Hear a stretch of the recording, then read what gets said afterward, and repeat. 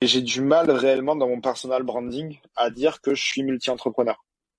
J'ai vraiment du mal parce que, je te dis, pensée limitante, j'ai peur que les gens se disent, ouais, ben le mec, en fait, il sait pas ce qu'il veut. Alors que, au contraire, je pense que moi, j'ai une personne demain qui vient me conduire en me disant, ben en fait, j'arrive à faire tout ça. Moi, je les trouve inspirantes, ces gens-là. Donc, si je les trouve inspirantes, pourquoi j'arrive pas à me dire que je suis inspirant en parlant des deux? Salut et bienvenue sur le podcast Multipreneur, le premier podcast consacré au multipreneuriat, le fait de posséder et gérer plusieurs entreprises en même temps. Je suis Yann Second, multipreneur, et je t'emmène dans mon aventure pour démocratiser le multipreneuriat.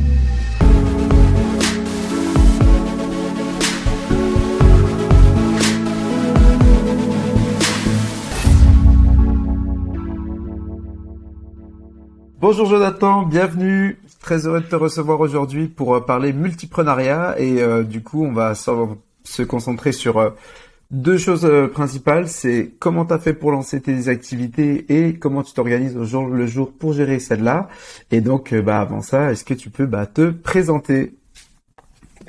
Salut Yann, déjà je te remercie de m'accueillir sur ton podcast et de m'accorder aussi de ton temps. Je trouve ça super généreux de ta part et super cool de le mettre en avant. Donc je me présente, Jonathan Agostini, j'ai 30 ans depuis peu. Je suis un multi-entrepreneur comme on dit parce que j'ai beaucoup de passion dans ma vie. Donc j'ai une société qui est axée plus sur l'événementiel et une autre société qui est sur l'énergétique, le magnétisme, qui se transforme en coaching, mentoring, où j'accompagne des jeunes entrepreneurs ou des chefs d'entreprise sur leur dynamique, sur le bien-être au travail, sur casser le plafond de verre, avec plusieurs outils. Énorme. Est-ce que tu peux nous parler justement un peu du coup de comment tu es venu jusque-là, ce parcours pour arriver jusqu'à ces 30 premières années? Bah, en fait, autour de mes 10 ans, enfin même plus précisément à mes 9 ans, je commençais à faire des massages aux personnes sans grande conviction. C'est juste, c'était le plaisir de masser. Ma grand-mère, quand elle faisait des réunions avec ses copines, je massais les épaules de tout le monde et tout le monde se sentait hyper cool, hyper zen après. Et j'avais les mains qui chauffaient grave, je comprenais pas pourquoi. Et j'ai un parcours, si tu veux, comme tous les jeunes, je pense, de mon âge, et un peu des années 80. Il y a Dragon Ball Z, on a été bercé par Naruto et tout. Et je faisais beaucoup de judo, un peu de karaté, un peu de jiu-jitsu, et je me suis dit, mais il se passe un truc, qu'est-ce que c'est? Donc très tôt, si tu veux, je me suis formé en autodidacte au magnétisme, à l'énergétique, à la respiration, à la méditation.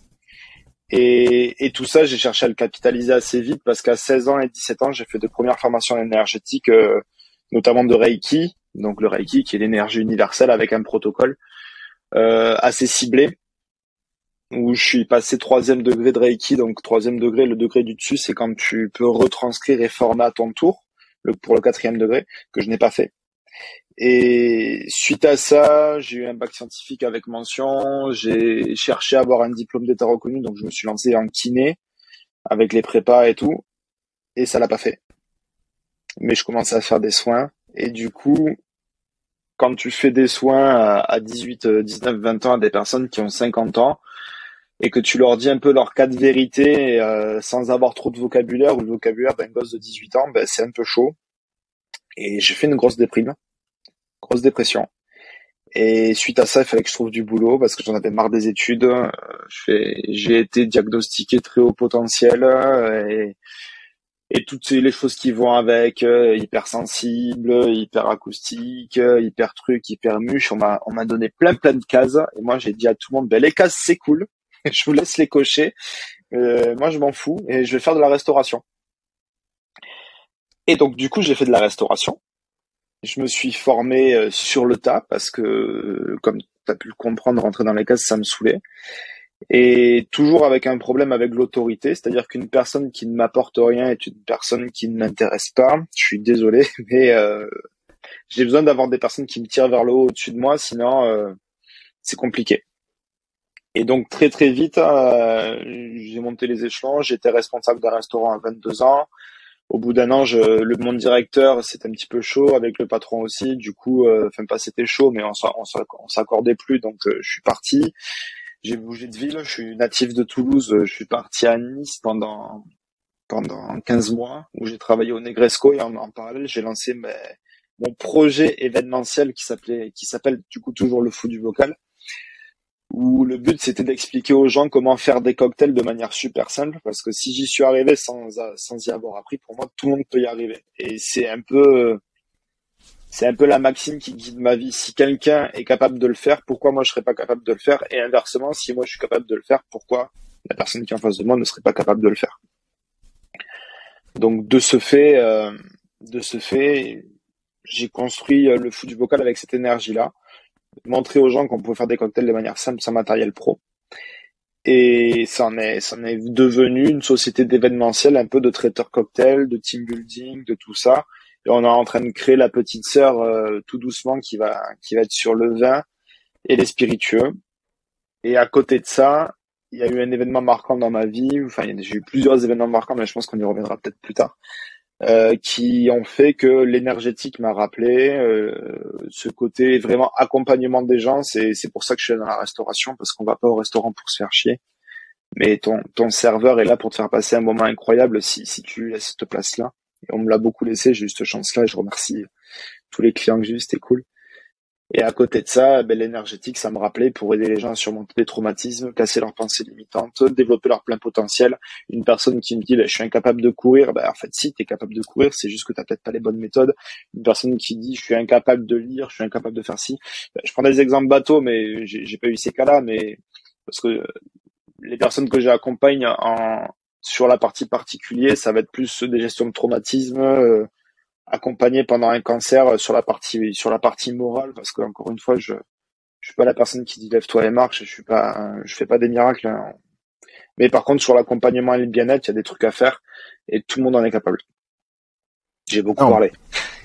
Non, non, c'est très bien. Tu sais, on est là pour que ce soit toi qui parles, hein. Donc c'est très très bien. Il va y avoir effectivement plein de temps où je parlerai pas, mais c'est normal. C'est pour aussi te laisser t'exprimer, puisque c'est le but. Et je t'avoue que plus on avance dans les podcasts, on est au début, hein, aussi pour de mon côté sur cet exercice.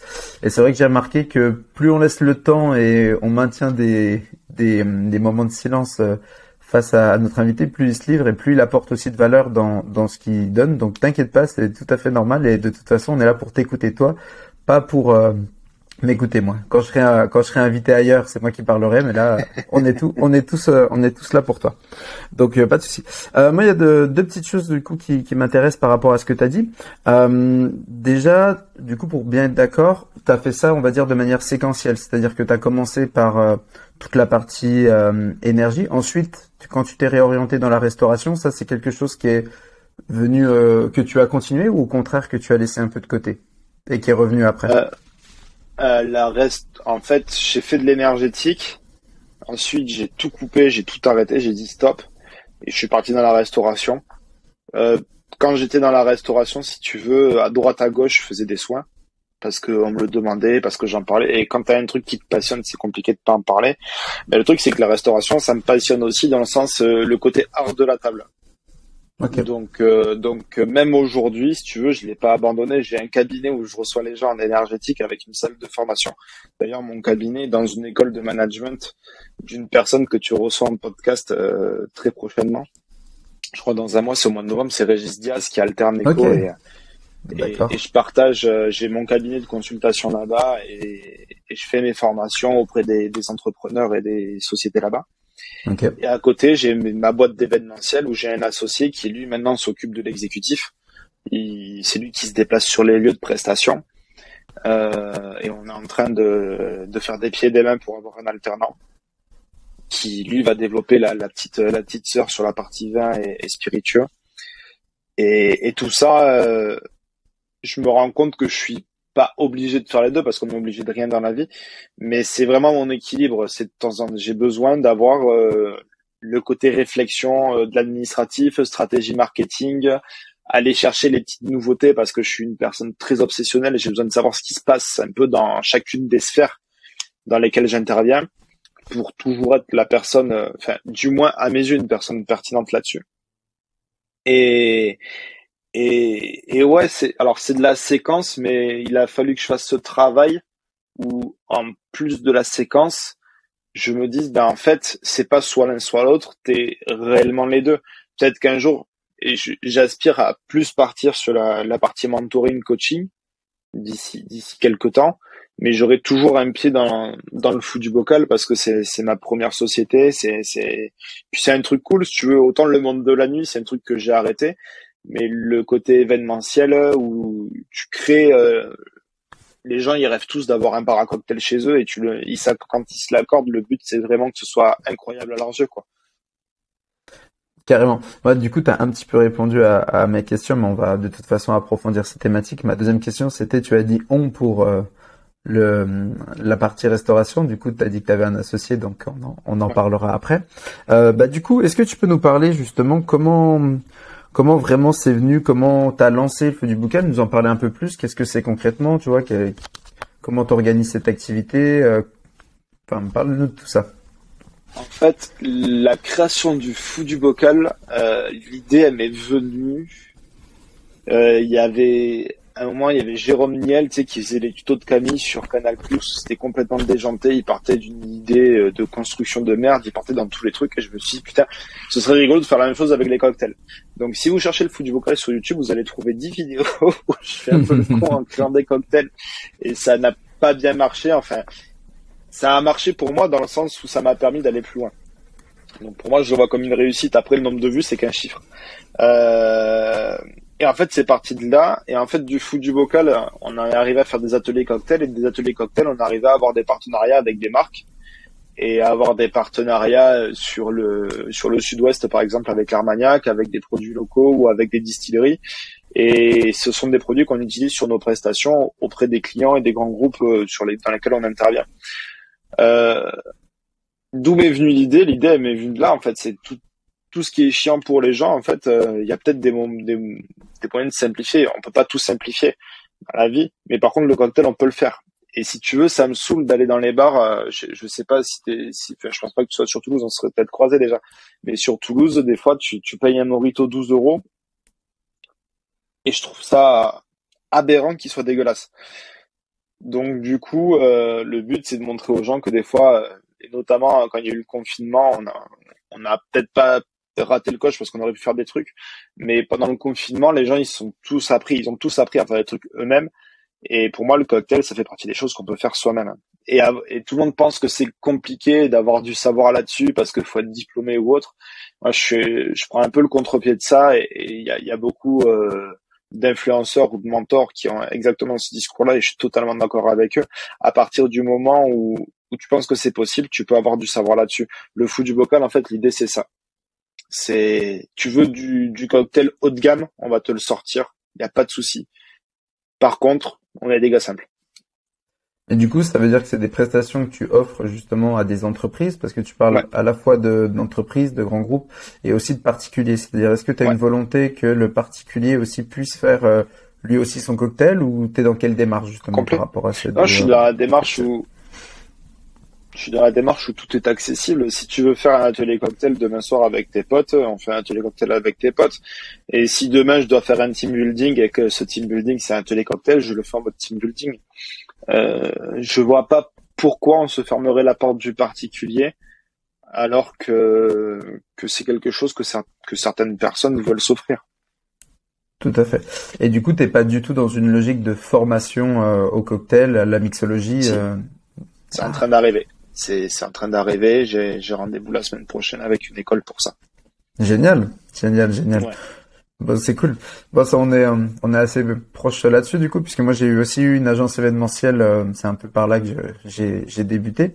Et j'ai aussi une sorte de média, du cocktail, mais qui cherche aussi un peu à valoriser tout ce qui est un peu, mixologie à domicile et donc comment faire des cocktails qui sont relativement sympas, mais chez soi, tranquillement, quoi. Mais c'est cool. C'est cool, c'est cool. Et du coup, comment tu vois ces projets, tu dis voilà, tu as eu l'idée, tu les as lancés, mais qu'est-ce qui a fait que surtout est-ce que tu avais d'autres idées et tu t'as pas fait les autres idées et tu t'es lancé dans celle-là, ou alors non, c'est venu naturellement et c'est juste que voilà, sur cela tu as vu, je sais pas, une opportunité, quelque chose et tu t'es lancé par rapport à ça. Alors, je vais parler d'une notion du coup qui va faire le rapprochement entre les deux métiers. C'est un peu ce qu'on dit quand on dit c'est le flow, c'est l'intuition. Je suis une personne assez intuitive et assez paradoxale. Pour reprendre les mots de certaines personnes, c'est assez quantique en fait. Je vais avoir des idées, je vais les trouver géniales, mais quand j'ai pas la passion qui s'anime pour cette idée, j'y vais pas. J'y vais pas, ça va me faire chier. Je vois que ça va être. En fait, dès que ça devient du travail, dès que ça devient une labeur, même si l'idée c'est la plus géniale, ben ça va me saouler. Tu vois, par exemple, l'administratif, c'est un truc qui me saoule et je m'entoure de personnes pour ça. Et donc, pour revenir aux idées qu'il y avait sur le foot du bocal, si ouais, j'ai eu d'autres idées. Je voulais vraiment que, si tu veux, que la chaîne YouTube sur le cocktail marche, mais je me suis rendu compte de tout le travail que ça impliquait et mes forces, elles sont pas là. Les forces, elles sont pas dans la création de contenu, enfin, la création de contenu, oui, les idées pour la création de contenu, mais la création de contenu de manière générale, à savoir la vidéo, la post-prod, la captation du son, les bonnes lumières, le maquillage, savoir tout ce qui est accessoires et tout ça, tu te rends très vite compte que pour faire du contenu de qualité, ben, soit tu as un truc simple à faire, mais pour le cocktail, c'est relativement complexe à mes yeux. Il y a des personnes qui ont d'autres solutions et je suis fan d'eux parce que franchement, je les félicite. Mais moi, c'est pas cette idée-là, ben, c'est pas moi. Ou alors ça va me coûter des sous et ça va peut-être pas me les rapporter dans les médias. L'investissement va peut-être être à perte et ça m'intéresse pas. Là, par contre, où j'ai une force et un truc qui a marché, tu parlais de mixologie et de cocktails haut de gamme, ben c'est de rendre ces cocktails haut de gamme en fait où on se dit ben pas c'est du bas de gamme mais en fait c'est de l'accessible. Le fou du bocal à la base c'est le fait de faire des cocktails sans shaker. L'idée du bocal vient de la caipirinha et je la dois à un chef avec qui je bossais où j'arrivais pas à donner le nom et tout ça. Il me fait mais pourquoi tu parles pas du bocal au Brésil ils font des cocktails dans des caipirinhas, ils font dans des bocaux dans les favelas et tout. Pourquoi tu t'appelles pas le fou du bocal? En fait l'idée elle est venue de là. Bon, du coup, je suis désolé, Thomas, j'ai déposé le nom, mais du coup, l'idée c'était vraiment ça, c'était rendre le truc accessible. T'as pas de gigueur, donc c'est le truc pour doser chez toi. Ben la cuillère à soupe, ça fait à peu près 1 centilitre. T'as pas de pilon chez toi, ben si t'as faut pas citer de marque, si t'as tes petits épiciers là où tu peux piler avec, t'as plein d'idées pour faire des cocktails de ouf à la maison. Et l'idée, c'est de créer des ateliers ou des formations, que ce soit pour le particulier ou le professionnel, où ils s'éclatent. Énorme, énorme. Et du coup, donc là, t'as lancé le feu du bocal. Donc, à partir de quand t'as dit que c'était lié à un événement de ta vie, mais du coup, à partir de quand tu t'es dit, bon, allez, l'autre partie, l'autre activité, je l'ai mise de côté trop longtemps, il faut que ça revienne, quoi. Tu vois, c'est rigolo. Ce matin, j'étais en rendez-vous un peu connaissance avec un copywriter et il m'a dit, mais avant de partir, il faut vraiment que je te pose cette question. Qu'est-ce qui fait que t'es différent, que t'as un truc qui fait que tu t'es dit putain c'est ça et pas autre chose. Dans ma vie, si tu veux, j'ai eu plusieurs événements et on va employer le syndrome du petit orteil comme je le dis, c'est-à-dire quand ton petit orteil tape l'angle d'un meuble, soit tu es capable de gérer la douleur et c'est cool parce que tu as eu suffisamment d'expérience pour dire bon ben j'ai juste tapé, la douleur va passer.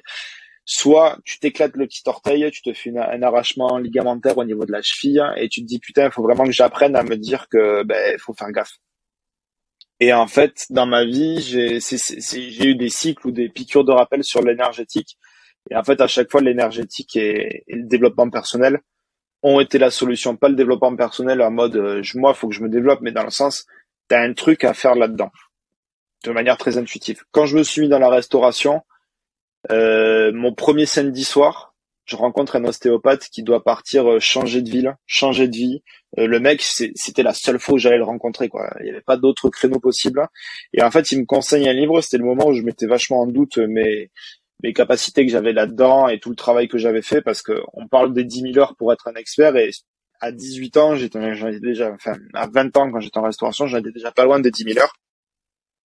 Et je dis ça en toute humilité, hein. On est tous experts quelque part. Je me prétends pas expert, mais par contre passionné et chercheur là-dessus, ouais, carrément.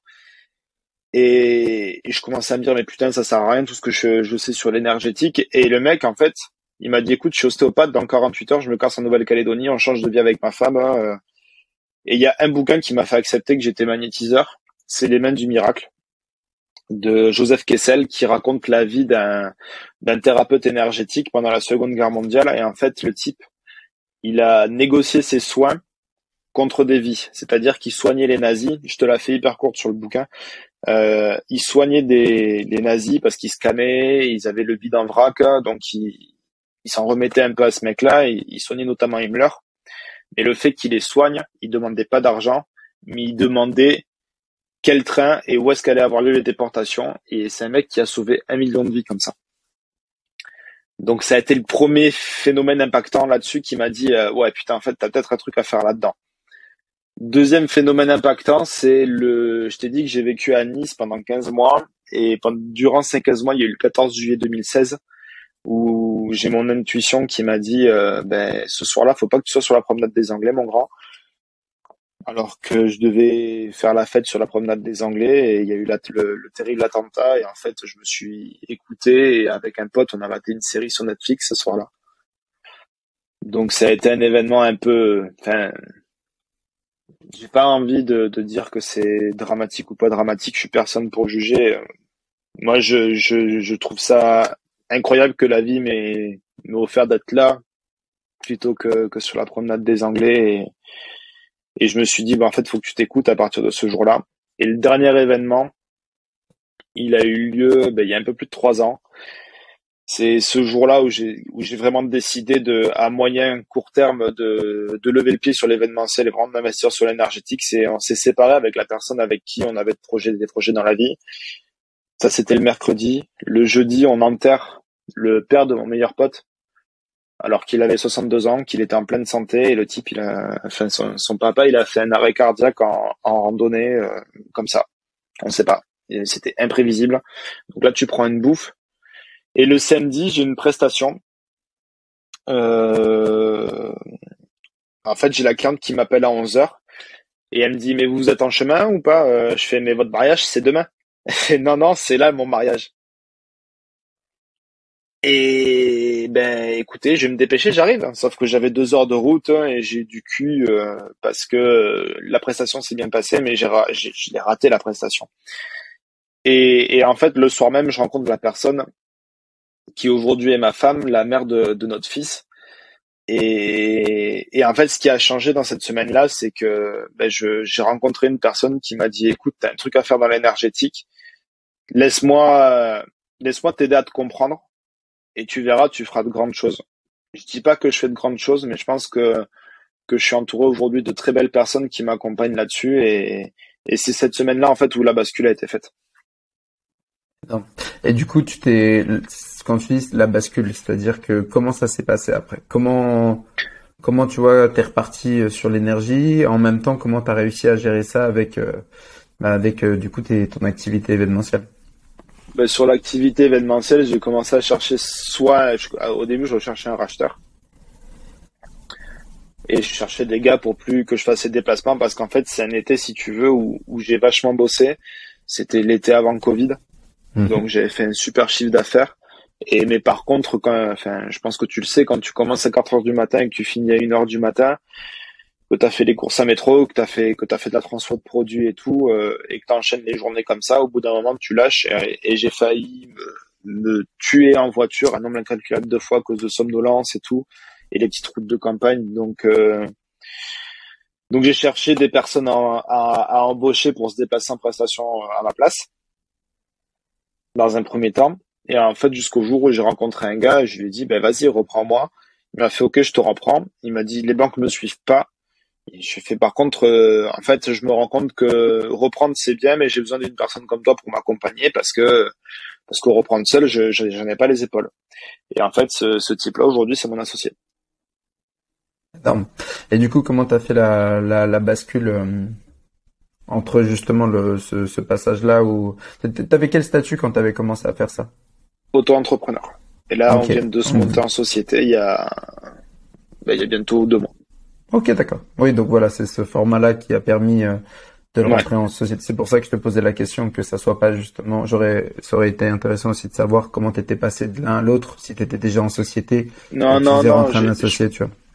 Mais Je me suis intéressant. monté Ok. auto-entrepreneur le 31 janvier 2018. Ok. Et là, du coup, mon auto-entreprise, je la garde pour la partie énergétique, coaching, mentoring. Mhm. Et la partie événementielle, elle est passée en société. D'accord, ok, super.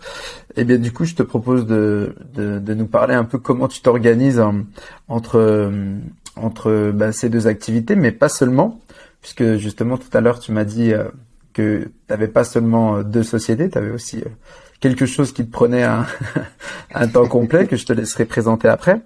Et ben écoute, je vais te laisser déjà parler librement et après je te parlerai de moi ma vision des choses et tu me diras par rapport à ça ce que toi tu en penses.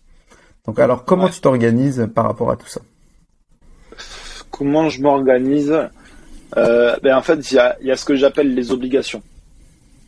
Les obligations, c'est, il y a une presta qui tombe, j'ai un rendez-vous pro dans l'énergétique, j'ai des séances d'énergétique pour les particuliers, j'ai des coachings en entreprise qui tombent. En fait, tout ça, c'est ce que j'appelle les obligations. Donc, les obligations, c'est tout ce qui est pris sur mon agenda, et ça bouge pas. Et ça se module suivant mes disponibilités. Si tu veux, j'ai pas un moment, je dis, bon, là, je fais de l'événementiel, là, je fais de l'énergétique. En ce moment, ma production, elle est plus sur l'événementiel, parce que la société vient d'être créée, il y a vachement de choses à lancer, vachement d'actions à mettre en place, faire du networking, faire des trucs comme ça. Donc là, j'ai vachement de temps qui est accordé à ça et un peu moins à l'énergétique et au coaching parce que le flow, il est là-dessus. Néanmoins, quand j'ai des moments qui sont pris pour l'énergétique, c'est bloqué, c'est calé, ça bouge plus. Mais j'arrive pas à me dire, bon, mais aujourd'hui, je bosse 3 heures là-dessus et aujourd'hui, je bosse 3 heures là-dessus. Si mon énergie, elle est pas là-dedans, je m'écoute. Donc là-dessus, je vais dire qu'il y a vraiment le côté obligation et le côté feeling. Et à côté de ça, par contre, dès que j'ai du temps libre, je me forme, parce que ça, je te l'ai pas dit, mais sur la partie énergétique, je me forme tout le temps. Je me forme à travers des livres, à travers des conférences, à travers d'autres personnes, parce que pour moi, c'est important que le mentor ait des mentors ou que le coach ait un coach. Pour toujours avoir une vision nouvelle, toujours alimenter, toujours avoir des questions plus impactantes envers soi et step up là-dessus. Tu vois, un exemple là-dessus, j'avais peur de l'hypnose parce que je pensais que c'était hop, tu t'endors. Donc du coup, je me suis formé en hypno. Je suis aujourd'hui hypnothérapeute. Enfin, je peux prétendre être hypnothérapeute et accompagner les gens en PNL, mais je suis allé au-delà de ma peur et je cherchais à comprendre comment ça fonctionnait. Donc je suis une personne qui, quand je comprends pas quelque chose et que ça m'intéresse ou que j'ai un truc qui me dit hop, je vais me former là-dessus pour y apporter mon vocabulaire. Donc là, tu vois, la dernière lubie que j'ai eue, c'était tu vois pas de ce côté-là. Enfin là, tu le vois un petit peu. Là, il y a une trentaine de livres. C'est les livres que je veux lire. De l'autre côté, j'ai une bibliothèque où il y a à peu près 200 livres et un tiers de lus. Du coup, je me suis formé à la lecture rapide.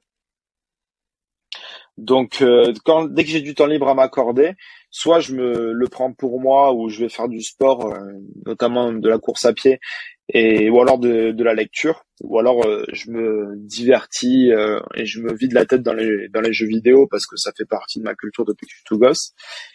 Et après, comme tu le disais tout à l'heure, j'ai un travail à temps plein qui est époux et papa.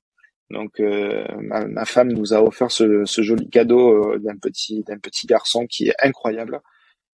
Et c'est beaucoup de temps aussi, donc j'ai la chance d'avoir ma femme qui est hyper présente et qui sait donner de son temps pour que moi je puisse vraiment continuer cette phase de lancement sur les deux structures, sachant qu'elle aussi elle est entrepreneur et elle est en phase de lancement.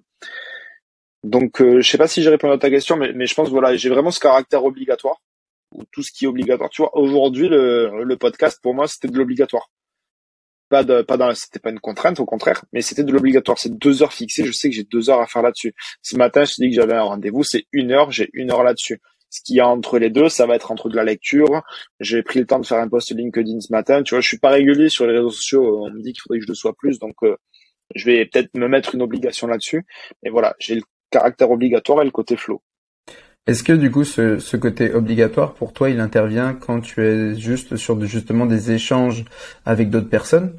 Tu parles à chaque fois là de ce que tu nous as dit, c'est plutôt des rendez-vous et des échanges avec donc avec un interlocuteur, ou alors est-ce que pour toi ça peut être autre chose? Qu'est-ce que tu appelles vraiment obligation? Et surtout, est-ce que ces obligations, tu as des plannings parce que tu as dit que c'était modulable selon tes dispos. Mais est-ce que du coup tu as des on va dire plages horaires, tu vois, de disponibilité, ou alors tu sais que ce genre d'obligations tu te les cales que le lundi, le mardi, le matin, l'après-midi, enfin, etc. Ou alors pas Ok. du tout. C'est justement t'as ton emploi du temps, on va dire plutôt vide. D'abord tu prends tes rendez-vous et ensuite Ouais. tu organises un peu tout là-dessus. Comment tu fais? Ça, ben, à l'heure actuelle, c'est plus la deuxième option où j'ai un emploi du temps, si tu veux, je parle d'un emploi du temps vierge, où je sais que le vendredi matin, j'ai ma rencontre, enfin, je fais partie d'un groupe BNI, donc le vendredi matin, dont je suis président, youpi. Le vendredi matin, j'ai ma réunion BNI pour BNI. juste pour ceux qui nous écoutent. Le BNI, c'est une méthode de recommandation où dans un groupe BNI, il y a ton métier peut pas être représenté par une autre personne. Donc, s'il y a un plaquiste, il y a qu'un seul plaquiste dans le groupe BNI. C'est moi pour ma part, on va être, on a un deuxième coach, une coach du coup qui nous rejoint. Donc, on va être deux personnes sur ce fuseau-là, mais on fait pas du tout la même chose. Donc, le but c'est que y ait ton métier qui soit représenté qu'une seule fois, de manière à ce qu'il n'y ait pas de concurrence nocive. Ok. Et on se réunit une fois par semaine au petit-déj parce que au moins ça empiète pas sur le reste de ta journée. Et le but c'est de faire des recos, de se faire marcher. Moi ça m'a beaucoup aidé aussi sur la prise de parole, et sur le fait de me légitimer en tant que professionnel de l'énergétique.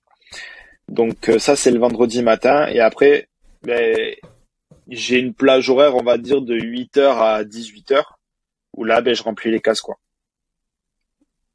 Ok, donc d'abord tes rendez-vous avec différentes personnes, que ce soit tes rendez-vous au niveau de l'énergie ou que ce soit tes prestations événementielles, Ouais, et ensuite, ou voilà, des podcasts ou autres rendez-vous, je sais pas, j'imagine comptable, etc.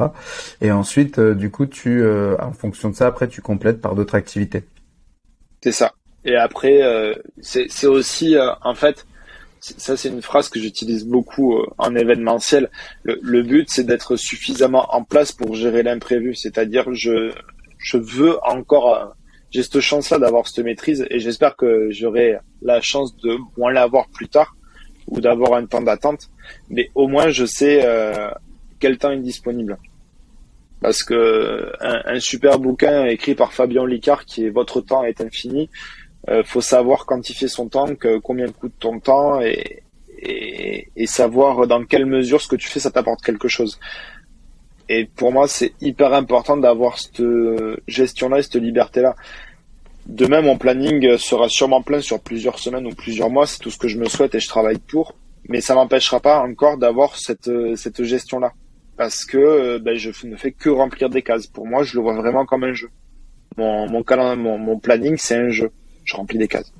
J'interromps cet épisode 5 secondes, j'espère que tu es en train de passer un bon moment. Si c'est le cas, n'oublie pas de mettre 5 étoiles sur Apple Podcast ou la plateforme de ton choix, de liker et commenter cet épisode. Tu as un vrai impact quand tu fais ça et ça m'aide vraiment à démocratiser le multipreneuriat. Je te remercie. Bonne écoute. Ok, bah, tu me fais une super passe pour ce que je te disais tout à l'heure, ma vision à moi de l'organisation du temps. Je découpe le temps on va dire en trois catégories principales, ce qu'on peut appeler le temps professionnel, Ouais, le temps personnel et le temps ouais, familial. Je distingue ouais, les deux, temps familial et temps personnel, parce que je considère que justement quand tu as des activités qui sont totalement personnelles, que ce soit la pratique d'une activité physique, la lecture, l'apprentissage ou autre, c'est un temps qui est distinct du professionnel et qui est c'est clair. distinct de ce qu'on appelle familial. Mais quand je dis familial, ça peut être rencontre avec des amis ou justement ta famille. Et en termes de logique d'organisation, c'est vrai que moi je fonctionne en bloc, c'est-à-dire que voilà, on sait qu'on a 168 heures dans une semaine, pas une de plus. À partir de là, du coup, il y a tes blocs, bon déjà sommeil par exemple qui vont y passer ou repas. Et ensuite, tu vas avoir aussi tous tes blocs justement famille, travail, etc. Et c'est après, dans ces blocs-là, que je vais remplir mes différents rendez-vous, etc. Toi, Ouais, déjà, est-ce que tu vois qu'il y a ces trois temps-là? Et si oui, comment tu gères ça? Comment tu gères aussi ces différents temps? je suis hyper OK avec toi parce que c'est clairement ça. Et tu vois, c'est un truc que ça, je me suis imposé vraiment depuis début septembre. En fait, j'ai une bascule qui s'est faite là avec la création de la société où par exemple, je sais que je prenais pas de temps pour moi, et autant où enfin pas de temps pour moi. Parce que la lecture, pour moi, c'est partie du temps de travail. Parce que la lecture va améliorer mes capacités de travail. Ou des temps de formation. Mais je le considère vraiment comme un temps de travail. Pas travail dans le sens souffrance, parce qu'étymologiquement, travail veut dire souffrance, mais dans le temps de construction, si tu veux. Mais le temps vraiment personnel, moi, ça va vraiment être sport et jeux vidéo, comme je te disais, où là, je vais vraiment lâcher. Mais je me les suis vraiment réimposés, où par jour, je vais avoir au moins 2 heures consacrées à ça. Et ça me permet d'être efficace le reste du temps avec ma famille. Mais par contre, je n'ai pas une routine établie. C'est peut-être ça le step qui me manque. Aujourd'hui, c'est le regard que je porte là-dessus, d'avoir une routine bien rigoureuse où je fais pas un miracle morning, mais si tu veux, parce que me lever à 5 heures du mat, je suis trop efficace le soir pour me coucher suffisamment tôt pour me lever à 5 heures du mat. Mais par contre, je vais avoir ma fin de journée, je sais ce que je vais faire pour être efficace pour la seconde partie de soirée, quoi.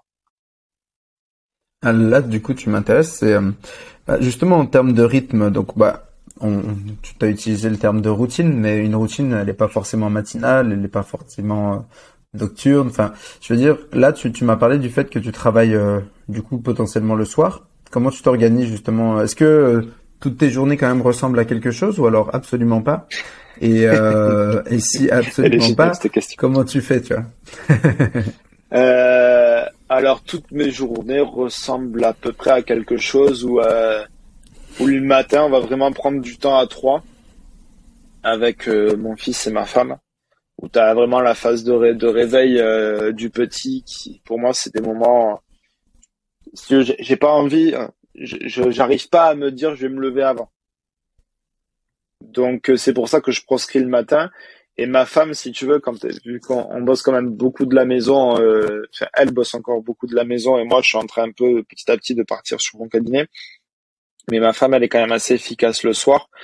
Et le fait qu'on bosse côte à côte, c'est aussi des moments qu'on s'accorde où elle, je la conseille, elle me fait des feedbacks sur ce que je fais. Donc ça, c'est un peu notre structure d'ouverture de la journée, de fermeture de la journée. Et je sais qu'entre 17 et 19 heures maintenant, avec le soleil qui se couche, faut que j'aille courir. Ça, on va dire que c'est ma structure. Après, au milieu, ça ressemble à rien, mais si ça ressemble ça ressemble à rien que la personne normale ou va peut-être concéder, mais au milieu, je te dis, c'est si j'ai mes obligations, si j'ai mes rendez-vous qui sont pris, ils vont être pris, et s'ils sont pas pris, c'est là où je rentre dans une phase d'apprentissage, de lecture, de création ou autre. Ok.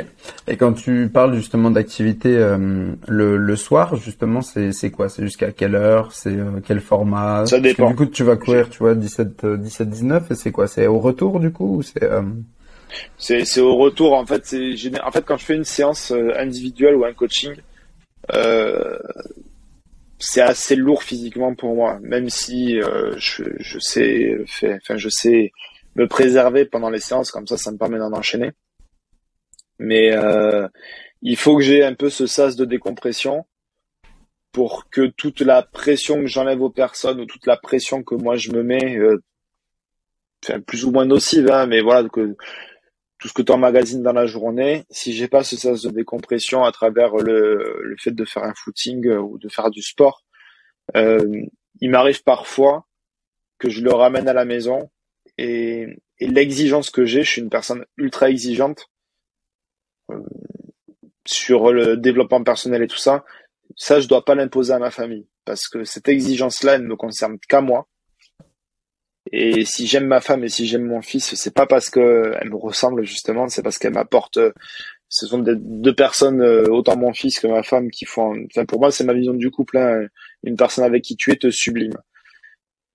Tu dois déjà te sentir bien pour être bien avec une personne. Donc, du coup, elle me sublime. Et si je fais pas ce sas de décompression, je sais que je peux avoir je vais décompresser ailleurs. Et je pense que l'être humain est comme ça. Si c'est un peu comme un volcan. Si ça pète pas quelque part, ça pète ailleurs. Okay. Donc, ouais, j'ai vraiment besoin de ça. Et le soir, comment ça s'organise pour finir de répondre? On n'a pas de temps où on s'arrête. mais on fait en sorte que vers 22h, 23h, on commence à couper pour avoir le petit se réveille entre 6h30 et 7h30 pour avoir, enfin moi pour ma part 6 heures de sommeil me suffisent. Ma femme il lui en faut un peu plus, donc pour qu'on ait vraiment le même rythme de 8 heures de sommeil pour elle et 6 heures de sommeil pour moi. Ok, d'accord. Je suis Ok. parti un peu en freestyle pour répondre, mais Non, c'est très bien. Je t'avais posé en même temps deux questions en une, donc c'est normal que tu aies dû répondre à deux questions en une prise de parole, donc pas de souci. La prochaine fois, j'essaierai d'en poser qu'une seule, et comme ça, on pourra découper en deux fois. non mais c'est bien, c'est le flow. C'est exactement ça. Du coup, autre petite question, est-ce que tu utilises pour t'organiser, que ça soit dans le travail avec tes sociétés, que ça soit tes prises de rendez-vous, que ça soit toi pour t'organiser, est-ce que tu utilises des logiciels, des outils, des techniques d'organisation, entre guillemets, qui te permettent un peu de gérer tout ça? J'utilise beaucoup, alors c'est tout con, j'utilise beaucoup l'agenda et je suis en train de voir qu'est-ce que je vais utiliser entre l'application Notion et ma femme m'a parlé d'une autre application qui s'appelle Boards. Ok. Ouais, je vois ce que j'utilise entre Boards et Notion là pour faire de la prise de notes, du pense-bête parce que j'ai j'ai jamais autant exploité ma mémoire depuis que je prends des notes. C'est trop bien de prendre des notes. Mais ouais, ça va être dans la prise de notes et avoir un agenda que je suis au pied de la lettre. Ça va vraiment être là mon organisation. Je suis en train de mettre en place aussi des automatisations, d'automatiser pardon mes réseaux sociaux et Avec quoi, par exemple? alors avant j'utilisais IFFTTT, je sais plus comment ça s'appelle cette Mhm. application.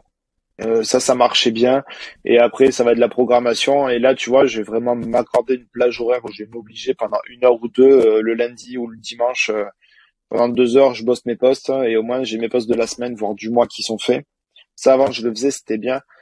Mais après, ce qui m'embête quand je le fais au mois, c'est que tu perds un peu l'énergie de l'instant présent. Donc à la semaine, c'est bien. Ça reste mon point de vue. Euh, Après, j'ai toujours un moment où je suis avec mon associé et du coup notre alternant, où on fait un point sur les objectifs de la semaine, trimestriel, mensuel et à la semaine, pour vraiment organiser, donner de la dynamique à l'équipe. Et après voilà, en termes d'outils, c'est vraiment l'agenda. Enfin moi, c'est tout con, hein, j'utilise juste mon agenda pour ma prise de rendez-vous et des outils pour la prise de notes. Ok. Euh, ok. Par rapport là, tu m'emmènes sur un terrain que j'aime bien. Tu viens juste à l'instant de parler du fait de prévoir et comment dire, de définir des objectifs, que ça soit hebdomadaire, mensuel, trimestriel. Comment tu t'organises pour faire ça? Quels sont un peu les objectifs que tu vas donner et comment vous allez gérer ça justement à trois? Enfin, deux Euh, plus, hein, je sais pas Comment je comment vous gère êtes les organisé. objectifs? En fait, je vois avec des guillemets, alors pas la puissance, mais le potentiel un peu du trio sur la partie événementielle. Et moi, sur ma partie énergétique, je vois le potentiel qu'on a. Je vois où on en est à l'instant T. Je vois l'objectif qu'il y a 2, 3 ans. Et en fait, c'est les étapes pour y arriver et un peu ce qu'on appelle les petites récompenses, les petites récompenses au fur et à mesure. Les Et les quick petites wins. récompenses, ouais, c'est ça. C'est avoir des objectifs à la fois forts mais en fait challengeant. En fait, il faut vraiment qu'on se challenge à avoir des objectifs. Donc pour l'événementiel, moi je m'occupe quasiment plus de la prospection, je suis plus la partie qui close. Je suis plus le mec qui close que le mec qui prospecte. C'est mon associé et l'alternant qui sont sur la partie prospection parce qu'ils ont encore ce travail. Autant si tu veux, j'ai du mal. Je travaille encore sur ma légitimité sur le côté coaching, mentoring parce que ce sont des valeurs plutôt floues. Autant sur l'événementiel, je sais très bien ce qu'on vaut, ce que ça coûte, je maîtrise les coûts. Et le closing, c'est moi qui vais le gérer. Donc, ça va être des objectifs de chiffre d'affaires, de prospection, de rendez-vous, combien on voit de personnes, à quelle réunion de networking ils vont aller, quelles personnes ils vont rencontrer. Le but, voilà, c'est d'augmenter la visibilité, mais sur le plan humain dans un premier temps. Et quand on atteindra le plafond vert de l'humain, on se rebasculera sur le digital. Et moi sur l'énergétique, si tu veux, j'ai mon dream board où d'ici maintenant bientôt 14 mois, j'ai un objectif de ce que je veux pas ce que je veux me rémunérer, mais ce que je veux générer comme chiffre d'affaires mensuellement, où je veux en être et voilà, je marche beaucoup par objectif en fait. Mais c'est pour reprendre un peu ce que dit Idriss Aberkan avec les jeux vidéo, tu vois, les jeux vidéo l'ont vachement bien fait. T'as vraiment ce côté petite récompense à chaque moment.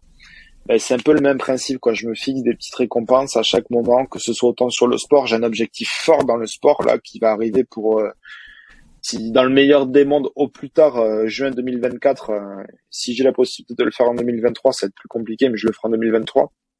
J'ai l'objectif de faire un Ironman. L'Ironman de Nice, du coup, ou un autre? Non, de Nice. Balèze. L'Ironman de Nice, mais ça va être plus pour 2024, parce que faut mettre 4000 balles dans un vélo, faut prendre le temps d'aller nager, faut prendre le temps d'aller courir et tout ça. Là, je me suis remis à la course et j'ai vu que toi, félicitations, t'as couru un marathon, mec, c'est génial. Je rêve de le faire là, mais c'est pour l'année prochaine, le marathon, du coup. Mm-hmm. Et j'ai ces objectifs-là, donc à court terme, c'est courir un marathon, débloquer 4000 balles de fonds pour m'acheter le vélo, reprendre la natation. Donc ça, c'est mes objectifs court terme. Et à très très court terme, tu vois, c'est de faire mes 10 km régulièrement en allant courir et de manière sereine, pas en me disant, tu vois, hier je suis allé courir, j'ai fait 4 bornes, à 4 bornes, plus de jambes, un mur, je comprenais pas. Donc le but, c'est vraiment d'aller au-delà de ces objectifs, c'est pas pour autant que je me suis arrêté. Et dans l'événementiel et dans l'énergétique, c'est le même principe. Je me fixe, je suis pas trop dur avec moi, mais je suis quand même suffisamment stimulant pour que je me dise, là voilà, là faut faire ça, là faut faire ça. Je sais très bien gérer l'échec. Quand les choses elles avancent pas, je cherche des facteurs qui ont fait que ça n'a pas avancé pour plus refaire les mêmes erreurs. Mais voilà, c'est comme ça que je m'organise sur les objectifs. Ok. Et du coup, dans ton approche des objectifs que tu définis, tu m'as parlé de choses que je trouve assez intéressantes, c'est que là, ce que tu as énoncé, tu as mélangé des objectifs, on va dire, comme externes, on va dire, tu vois, le nombre de chiffres d'affaires obtenus, ton chiffre d'affaires, et en même temps, tu m'as parlé aussi d'objectifs internes, par exemple, le nombre de personnes qu'ils ont rencontrées, le nombre de rendez-vous pris. Et c'est vrai que dans la réflexion, je trouve ça très intéressant parce que autant le chiffre d'affaires, tu peux te dire j'ai pas atteint cet objectif et réfléchir pourquoi, quelles étaient les conséquences, etc. Mais au moins, ce qui est sûr, c'est qu'entre guillemets, si tu as pris un objectif qui était interne, donc de te dire il faut que je fasse autant au minimum X rendez-vous, 20, 30, 40, etc. Là, tu peux pas te demander d'où ça vient. C'est soit tu as atteint ces 20 objectifs, soit tu as fait ces 20 rendez-vous, soit tu les as pas fait. Et à partir de là, tu vas pouvoir lier déjà s'il y a une causalité entre ces objectifs internes et externes ou pas. Parce que si tu te rends compte qu'en fait tes 20 objectifs, tu les as atteints, mais que t'as pas atteint ton objectif de CA, c'est que soit il y a un problème sur ton offre, soit il va y avoir un problème sur la quantité de personnes que tu as rencontrées, etc., etc. Et c'est vrai que c'est toute une difficulté aussi de définir les objectifs que tu te poses à chaque fois et comment tu fais ça? Est-ce que tu le fais un peu de manière aléatoire ou non, justement, tu sais quels objectifs, toi, tu vois, contribuent à la réussite de tes entreprises et donc Par exemple, vu que c'est actuellement, on va dire en revenu safe, j'ai que l'événementiel parce que l'énergétique c'est encore fluctuant et j'ai pas encore tapé dans le guidon là-dessus. L'événementiel, je sais que par mois il faut faire X chiffre d'affaires pour être totalement transparent. On doit être autour de 7005 ou 8000 euros pour réussir à sortir ce qu'on doit sortir, payer les charges et tout ça et nous rémunérer. Donc moi mon objectif c'est sur les 6 prochains mois, faire 7005 tous les mois, sachant que janvier, février et mars, c'est mort en événementiel au niveau du cocktail. Donc on est en train de chercher des solutions pour que ce premier trimestre de l'année ne le soit plus mort. Soit on prend suffisamment d'avance sur le dernier trimestre de 2022, soit on est suffisamment audacieux pour créer le chiffre d'affaires sur ces 3 premiers mois. Mais l'objectif, c'est 7005. On a de l'avance, on a cette chance-là, parce qu'on a bien bossé, parce qu'on a des fondations solides pour la création de la société. Mmh. Mais par contre, quelle porte on ouvre pour que 7005 d'une normalité devient entre guillemets un échec. Et pour aller chercher le 10 000, pour aller chercher le 15 000, pour aller chercher le 20 000. Parce qu'une société en événementiel dans le cocktail, enfin, c'est pas prétentieux de dire que on peut faire beaucoup plus, mais c'est le cas en fait. C'est une société où t'as des personnes, tu vas leur annoncer des prix, tu les closes de suite et ils se disent putain trop bien, c'est pas cher. Et toi tu te dis putain mais j'ai passé un devis super cher. Et en fait c'est là pour revenir à ce que tu disais, c'est quelles sont tes cibles, qu'est-ce que t'apportes comme prestation, comme qualité de prestation, et à quel point t'es bien dans tes baskets là-dessus. Je sais ce que ça coûte et je sais tout ça. Donc pour moi c'est important de différencier le chiffre d'affaires du nombre de rendez-vous que t'as, parce que un seul rendez-vous peut te faire ton chiffre d'affaires du mois. Et c'est là où il faut être bon pour aller chercher la régularité sur ce genre de profil-là. Et donc, pour moi, le nombre de rendez-vous que tu vas faire va être important pour la pérennité de ton entreprise sur le long terme. Parce qu'une personne qui te dit non le lundi peut te dire oui le mardi d'après. Et par contre, inversement, une personne qui te dit oui peut te dire non. Donc, il faut avoir suffisamment de volume de prospects, de rendez-vous pour que justement ton chiffre d'affaires soit pérenne sur le long terme et que t'aies pas ce stress de te dire putain comment je vais faire pour faire des 5005. Non, ton stress il doit être putain pourquoi j'ai fait que 15 000 ce mois-ci. C'est sûr, carrément. Ok. Très bien. Et du coup, avec l'énergétique, tu dis c'est plus aléatoire, t'as des clients un peu, c'est irrégulier, c'est quoi, comment ça se passe? Alors j'ai un grand défaut, mais qui est à mes yeux aussi une qualité dans l'énergétique, c'est que je dis pas aux gens de me rappeler. Quand je fais des séances individuelles, si tu veux les coachings, c'est un trimestre, c'est calé, c'est booké, et une fois qu'on a fait le trimestre, est-ce que tu veux prolonger, est-ce que tu veux pas prolonger, ça c'est somme toute assez basique. Mais quand je fais un atelier, quand je fais une conférence ou quand je fais un soin individuel, la personne doit avoir son libre arbitre de savoir si elle a besoin de revenir, faire une deuxième séance ou basculer sur un coaching ou autre. Ça, c'est pas à moi de conseiller la personne. Je vais pas être, si tu veux, autant je vais être un closer fort sur l'événementiel, autant sur l'énergétique, vu que tu as un aspect quand même un peu plus éthique, parce que tu es un peu plus dans l'humain. Je dis pas que je suis pas éthique dans l'événementiel, mais t'as vraiment cet aspect plus lié à l'humain où tu as une personne qui investit sur elle à ce moment-là. Je veux pas la prendre à porte-à-faux en mode en fait tu veux t'investir sur toi, c'est ça, et faire le connard comme ça. Alors pas du tout, et je dis pas que les gens qui le font sont des connards, mais juste réfléchissez un petit peu à la psychologie des gens. C'est à ce moment-là, c'est une personne, on a traité son souci. S'il y a plus de soucis derrière, si elle a trouvé les forces nécessaires pour avancer, franchement, moi j'ai plus besoin de la revoir. Je vais pas être le thérapeute, le mentor ou le coach, enfin accompagnant. C'est comme ça que je me qualifie le mieux. Je vais pas être l'accompagnant qui va dire faut qu'on se voit tous les mois, toutes les semaines ou autre, parce que j'ai suffisamment confiance dans les personnes que je vois pour qu'elles deviennent autonomes. Et c'est là, si tu veux, où moi mon offre, je suis en train de la déployer sur le côté entrepreneurial, conférencier et atelier, déjà parce que ça me plaît, mais surtout parce que moi mon intérêt c'est que les gens deviennent autonomes. Comme je te dis, tout ce que je fais, tout le monde est capable de le faire. Le but c'est de donner les clés pour savoir le faire avec récurrence et avoir ce bien-être constamment. Donc c'est compliqué. Enfin, c'est compliqué. C'est en phase de construction vers la pérennité sur ma partie énergétique. Je sais pas si c'était français, mais je pense que c'était compréhensible. C'était compréhensible, je confirme. Mais tu valides pas que c'était français. Carrément. Non, si, pas de souci là-dessus. Écoute, je te propose que le temps passe vite. On arrive déjà, ça fait faire plus de 50 minutes qu'on discute ensemble. Je te propose qu'on passe un peu directement sur les questions, on va dire un peu plus de fin de podcast. Comme ça nous laisse une petite demi-heure aussi pour aborder tout ça sereinement. Est-ce que ça va pour toi? Ouais. Ou est-ce que justement moi c'est bon.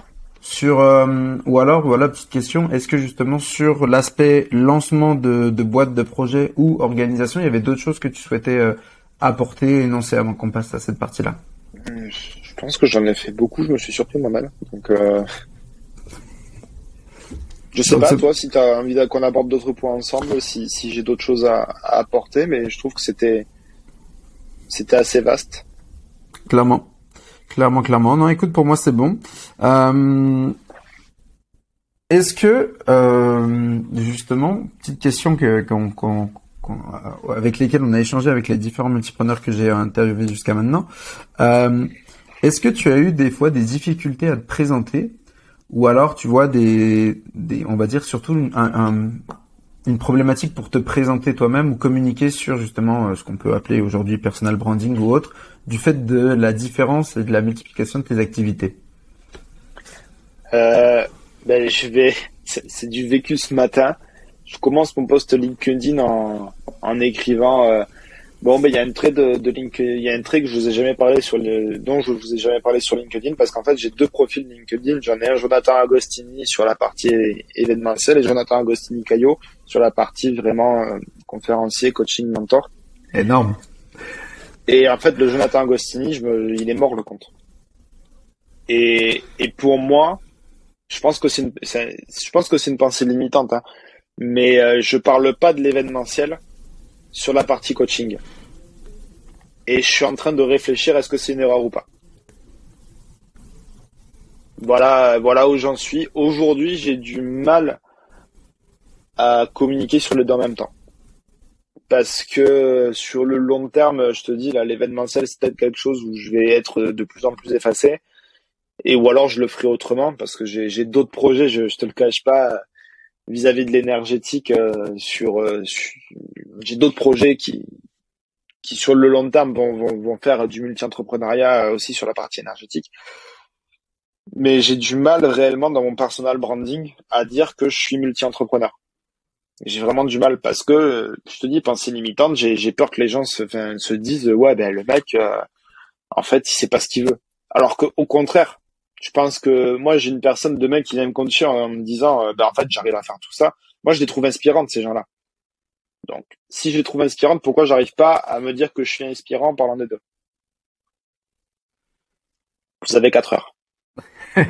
Bah écoute, si je peux peut-être t'aider sur cet aspect-là, notamment avec les interactions avec les autres multipreneurs que j'ai eu, c'est qu'effectivement LinkedIn, c'est pas un réseau social qui est fait pour se brander sur une multitude d'activités. Il y en a très peu qui arrivent bien.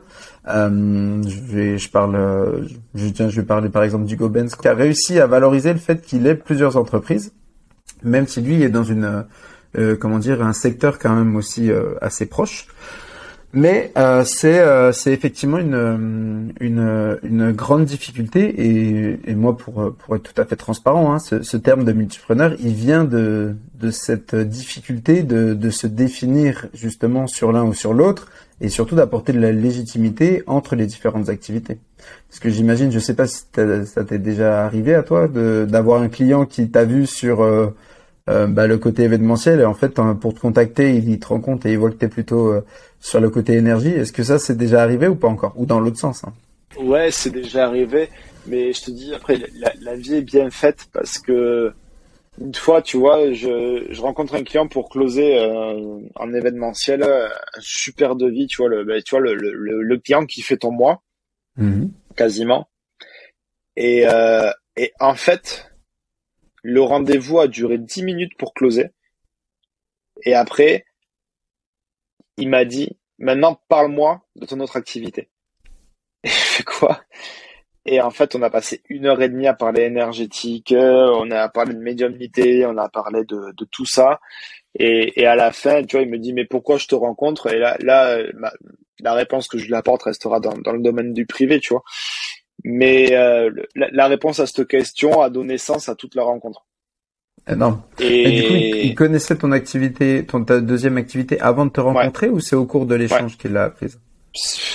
Ça a été au cours du premier échange téléphonique où il m'a dit, bon, ben voilà, je vous appelle de la part d'un tel, que je sais que vous faites ça. Et moi, je lui dis, écoutez, je fais ça.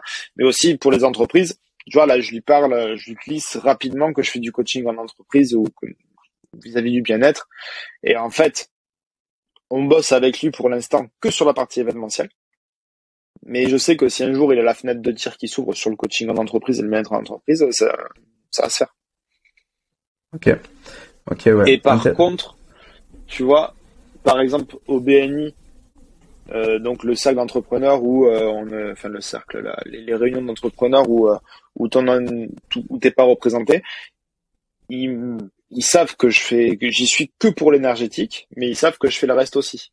Mais par contre, si demain il y a un gars dans l'événementiel qui vient, enfin pour moi il y aura pas de souci parce que quand je fais des business clubs ou des trucs comme ça, je ne parle que de l'énergétique. Tu vois, Le côté événementiel, c'est secondaire. bah, tu vois, c'était ça un peu la conclusion qu'on avait donc avec bah, c'était Fabien Soares avec qui on échangeait sur ce sujet-là, qui disait ok, on a plusieurs activités. Oui, ça peut amener à des déboires et à des incompréhensions des fois.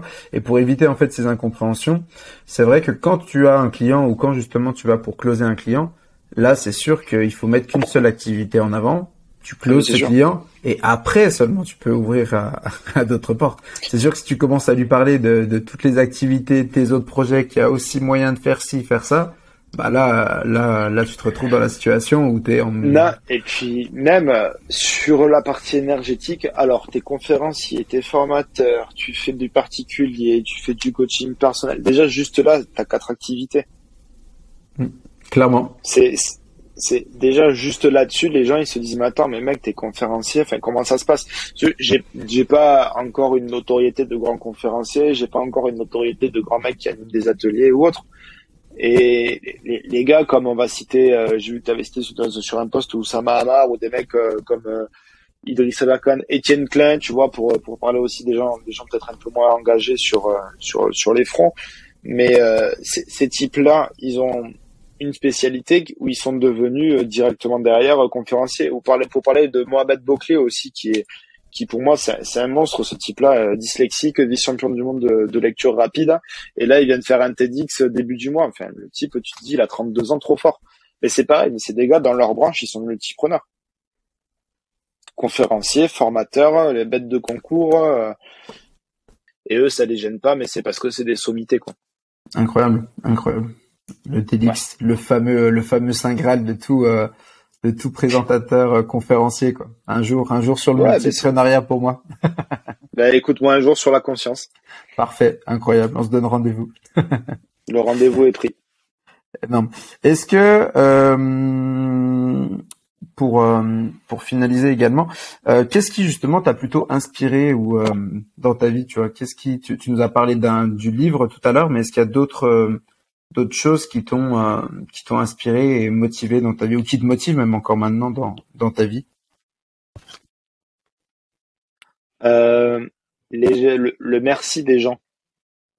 C'est, si tu veux, quand j'explique aux gens en atelier ou en formation ou en coaching comment mettre de l'énergétique ou du magnétisme dans leur quotidien de manière hyper simple, la première fois qu'ils ressentent l'énergie, d'ailleurs, c'est un exercice que tu pourrais faire et qu'on pourrait faire pour le podcast, c'est le fait juste de mettre ses mains comme ça, tu vois, et de sentir ce qui se passe entre tes mains. Et, et en fait, les gens, au bout d'un moment, quand ils ressentent ce qui se passe, là c'est con, moi, j'ai pas l'image parce que ça bug un petit peu, mais quand tu sens ce qui se passe entre tes mains, le fait que tu aies du chaud et que l'énergie, tu peux la faire grandir, la fermer, que la sensation qu'il y ait des aimants. Les gens, quand ils découvrent ça et qu'ils découvrent ce qu'ils peuvent en faire, leurs yeux, c'est comme le premier Noël où tu as conscience que tu reçois des cadeaux, tu vois. Et les gens qui te disent à la fin, tu vois, là dernièrement, j'ai une personne en séance qui est en train de changer de boulot et tout, et à la fin, elle me fait putain, tu m'as fait envie de dévorer le monde. Je fais bah non, c'est pas moi. En fait, quand les gens ont accès à plus de potentiel qu'ils ne le pensaient, ça m'anime de ouf. C'est énorme. C'est vrai que d'ouvrir une nouvelle perspective chez quelqu'un, c'est magique. Moi, je fais C'est, beaucoup j'ai, comment dire d'accompagnement sur l'entrepreneuriat pour enfin que ce soit des jeunes des jeunes ou des moins jeunes et c'est vrai que d'ouvrir des perspectives avec l'entrepreneuriat bah c'est aussi magique quoi. C'est aussi magique. ouais, vraiment, c'est ça qui m'habite, si tu veux. Autant sur l'événementiel, ce qui me fait vibrer, c'est le côté créatif. Quand je vais créer une recette de cocktail, la recherche, tu vois, c'est ça qui m'anime sur l'événementiel. Autant sur l'énergétique, c'est ça, c'est le côté, waouh. on peut faire tout ça en fait. Et j'avais ça juste sous mes mains. Énorme. Énorme, énorme, énorme. Pour finir, du coup, est-ce que du coup, tu aurais trois autres multipreneurs que tu me conseillerais d'inviter sur ce podcast? Il y a déjà Régis, que tu l'as déjà invité, qui lui c'est un peu un mentor, tu vois. On parle de mentor, mais Régis, pour moi, c'est une personne Régis Diaz, pardon, qui lui est doctorant en physique fondamentale et en nanophysique.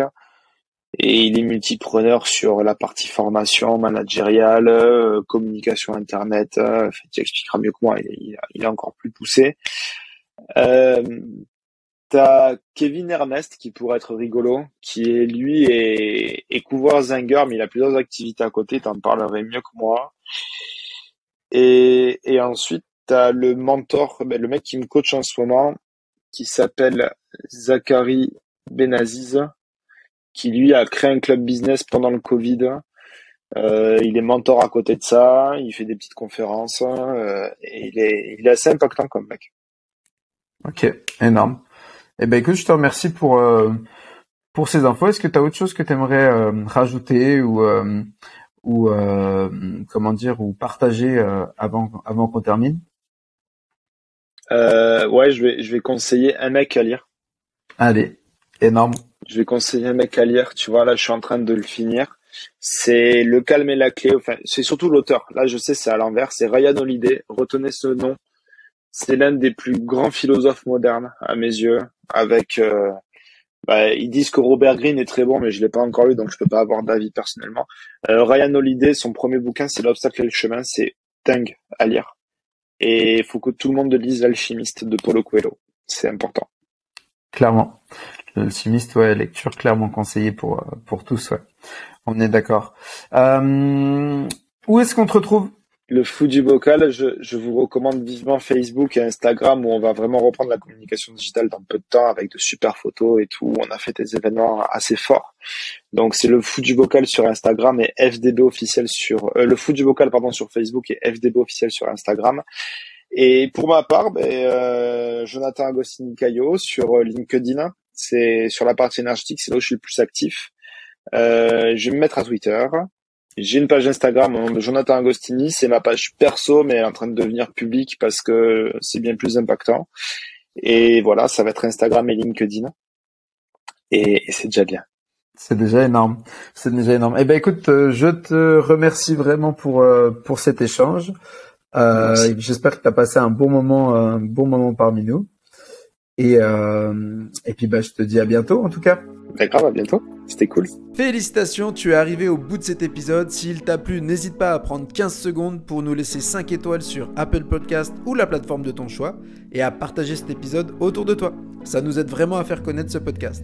En attendant, je te donne rendez-vous sur ma newsletter Multipreneur, le lien est dans la description, où tu découvriras chaque semaine des contenus actionnables pour lancer tes projets, t'organiser tout en profitant de la vie.